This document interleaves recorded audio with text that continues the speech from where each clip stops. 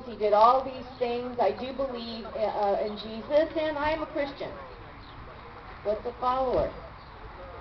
Somebody who obeys Jesus, follows his teachings, picks up the cross, lives the life, not just the words, actually lives it. There's a big difference between being a fan and a follower. If you have your notes in front of you, does everybody have a note? Notes? Okay. Discipleship. You were created to become like Christ. I'm going to read you Romans 8:29. From the beginning, God decided that those who came to him, and that all along he knew who would, should become like his Son. Become like his Son. So we just don't believe that Jesus did these things. We are to become like his Son. And then in Ephesians 4:15, God wants us to grow up like Christ in everything. God wants us to grow up, not be baby Christians, but to grow up. You know a caterpillar? A caterpillar that crawls along all the time. Do you want to stay as a caterpillar, or do you want to become the beautiful, purposeful butterfly that God always wanted us to be? Flying, free of hurts, habits, and hang-ups, free of insecurity, free of all these things. Or do you want to stay a caterpillar? What does a caterpillar do? Just gets from place to place, survives. Just crawls around. Are you living the life of surviving? That's all you're doing? Where do I go next? How do I get this done? Where's my next meal? Where's this? Where's that? Do you really, really believe that God wanted that for his children? Do you? He did not. He wants you to grow from troubles, but he didn't want that for you. So there are three tools to use to help us grow.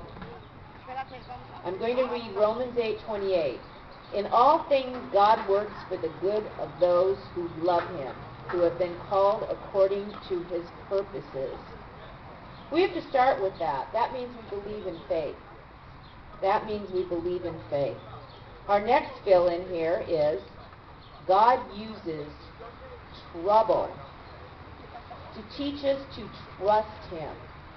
To teach us to trust him. But why does he do that? Why does he have to use trouble to teach us to trust him? Does anybody know why?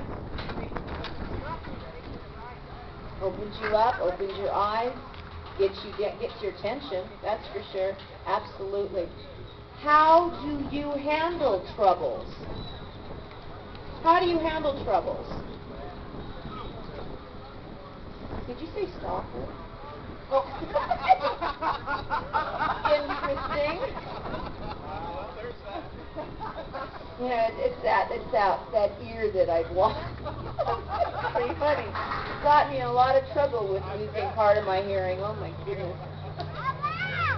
Anyway, get stronger, yeah. But how do you handle it? Something happens to you. You're having trouble. What is your first reaction? Can you hear me? You shrug your shoulders. You put your hands up. Well, some people go for distractions. They get high. You know, they just do stuff like that. That's how they handle it. Run away from it. Just get their minds off of it. Or some people complain and blame. Oh, if this didn't happen to me, or that person didn't do this, and just complain and complain. But where are you really going to get a significant change? The one thing that you should do, the one place that you should go to when you're having trouble would be go to the Lord. That's the only one ever that can actually change your heart and change your circumstances. That's the only place you have to begin. And that's the beginning of your journey. That is the beginning of your journey with trouble. If trouble comes into your life, that's how you start. I've had many troubles in my life, and that's where my journey began. My first, most significant one when my journey started, which some of you know, was when my son was very young. He was hurting.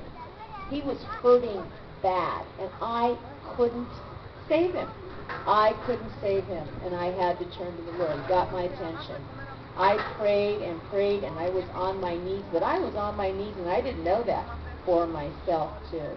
I needed the Lord just as much, if not more, than even my son did.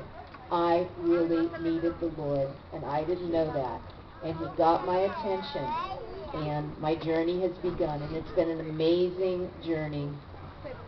Problems and trials are good for us. They help us to learn and be patient.